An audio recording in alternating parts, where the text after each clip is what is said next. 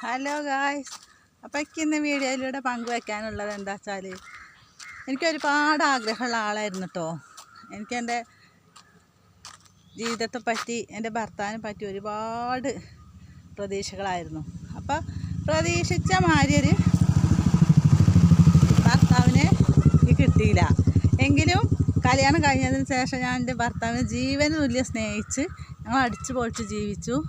അതേമാതിരി ഫസ്റ്റ് ആ വീട്ടിലേക്ക് കയറി വന്നപ്പോൾ അവിടുത്തെ മുഖങ്ങളൊക്കെ കണ്ടപ്പോൾ എനിക്ക് വളരെ ഇഷ്ടമായി.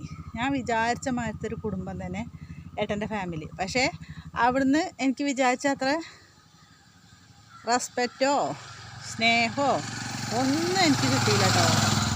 അപ്പോൾ ഏതായാലും അഡ്ജസ്റ്റ് ചെയ്ത് ഞങ്ങൾ ഒരു കുഞ്ഞൊക്കെ ആവുമ്പോൾ അവിടെ തന്നെ നിന്ന് പിന്നെ ഞങ്ങൾ വേറെ മാറി താമസിച്ചു. 4 കുഞ്ഞുങ്ങളും ഉണ്ടായി.